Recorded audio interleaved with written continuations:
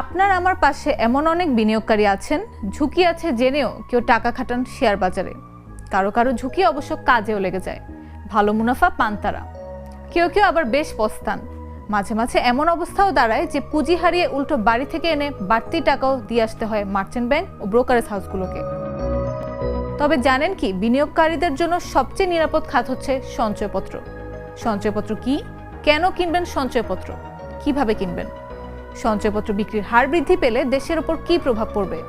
জাগো বিশ্লেষণে জানবো এইসব প্রশ্নের উত্তর। সঙ্গে আছে আমি নাফিস আব্দুল্লাহ। সঞ্চয়পত্র কেন কিনবেন জানার আগে চলুন জেনে নেই সঞ্চয়পত্র আসলে কি। সঞ্চয়পত্র হচ্ছে একটি সঞ্চয় স্কিম বা ফিক্সড ডিপোজিট।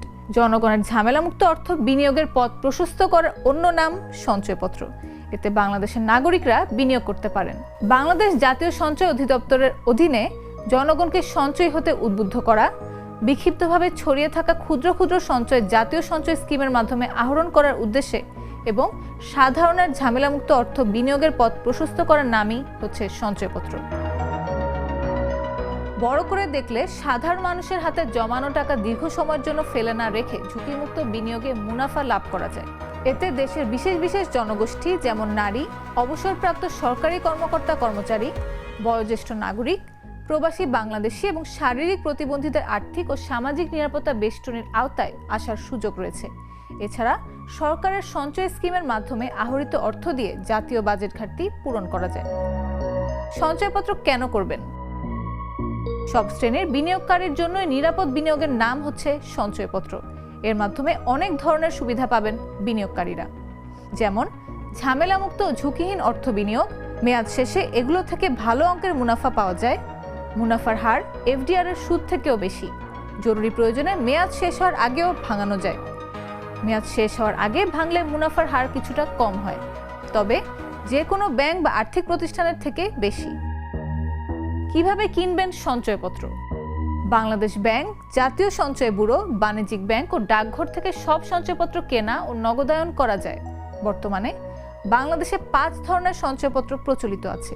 5 বছর মেয়াদী বাংলাদেশ সঞ্চয়পত্র, 3 মাস অন্তর মুনাফা ভিত্তিক সঞ্চয়পত্র, পরিবার সঞ্চয়পত্র, পেনশনার সঞ্চয়পত্র ও ডাকঘর সঞ্চয়পত্র।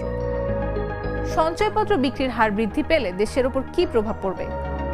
সঞ্চয়পত্র বিক্রির হার বৃদ্ধি পেলে দেশের উপর বিভিন্ন ধরনের অর্থনৈতিক এবং সামাজিক প্রভাব পড়বে। এটি শুধু সরকারের জন্যই লাভজনক হতে পারে না, বরং সাধারণ মানুষের জন্য বিভিন্ন ধরনের সুবিধা এবং চ্যালেঞ্জ তৈরি করতে পারে। সঞ্চয়পত্র বিক্রির হার বৃদ্ধি পেলে সরকার সহজেই তার রাজস্ব সংগ্রহ বাড়াতে পারবে। সঞ্চয়পত্রের মাধ্যমে সরকার জনগণের কাছ থেকে স্বল্প সুদে ঋণ গ্রহণ করতে পারে, যা তার বিভিন্ন উন্নয়নমূলক কর্মকাণ্ডে ব্যয় করা যায়। এটি বাজেটের ঘাটতি পূরণে সহায়ক হতে পারে এবং রাষ্ট্রীয় অর্থনীতির স্থিতিশীলতা বজায় রাখতে সাহায্য করে। যেহেতু সঞ্চয়পত্রের মাধ্যমে সরকারের ঋণ গ্রহণ বৃদ্ধি পায়, এটি সরকারের বাজেটের ভারসাম্য বজায় রাখতে সাহায্য করে। সঞ্চয়পত্রের বিক্রি বাড়লে সরকার উন্নয়নমূলক প্রকল্প বাস্তবায়ন করতে সক্ষম হয়, যেমন অবকাঠামো নির্মাণ, শিক্ষা, স্বাস্থ্য এবং অন্যান্য সামাজিক সেবা খাতে বিনিয়োগ। এছাড়াও সঞ্চয়পত্রের বিক্রয় বৃদ্ধি দেশের অর্থনৈতিক অন্তর্ভুক্তি বাড়াতে সহায়তা করতে পারে। সঞ্চয়পত্র সহজলভ্য এবং সকল শ্রেণীর মানুষের জন্য উপলব্ধ। বিশেষ করে নিম্ন আয়ের মানুষের জন্য এটি একটি নিরাপদ সঞ্চয়ের মাধ্যম হতে পারে।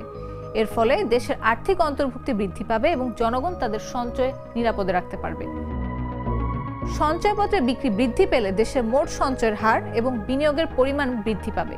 এর ফলে অর্থনীতির বিভিন্ন সেক্টরে নতুন বিনিয়োগ আসবে এবং দেশীয় শিল্প ও ব্যবসা বাণিজ্যকে উন্নত করার সুযোগ সৃষ্টি হবে।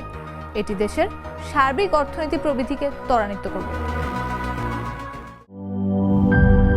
লিলি হালাল বিউটি সোপ, বিএসটিআই কর্তৃক সনদপ্রাপ্ত দেশের প্রথম হালাল বিউটি সোপ, দীপ্তিময় উজ্জ্বল ত্বকের জন্য।